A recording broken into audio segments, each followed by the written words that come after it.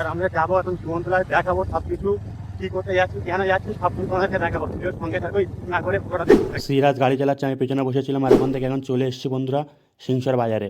আর সিংসর বাজার পার হয়ে যাচ্ছে, আর সিরাজ গল্প করছিল, বলছে সিংসর বাজারটা আগের থেকে অনেক উন্নত হয়েছে। আর এখান থেকে কিছুটা গিয়ে তোমাদেরকে একটা ভিউ দেখাই।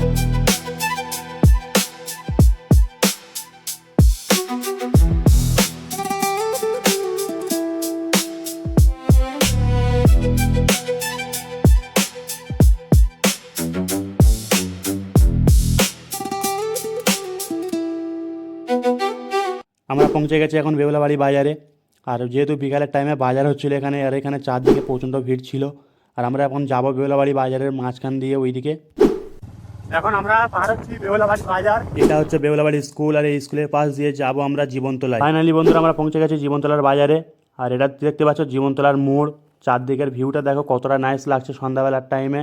আর এই বিল্ডিংটা না, তোমরা যদি কেউ জেনে থাকো অবশ্যই কমেন্টে জানাবে কিসের বিল্ডিং ছিল এক সময় আর এখন কিসের বিল্ডিং আছে।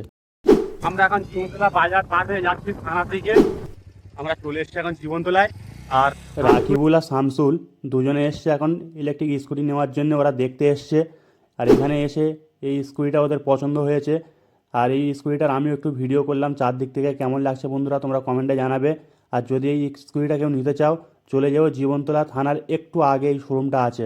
শোরুম থেকে ঘুরে আসার পথে আমরা জীবনতলার মোড়ে দাঁড়িয়ে লস্যি, স্যান্ডউইচ আরও অনেক কিছু খাওয়া দাওয়া করলাম ওখান থেকে।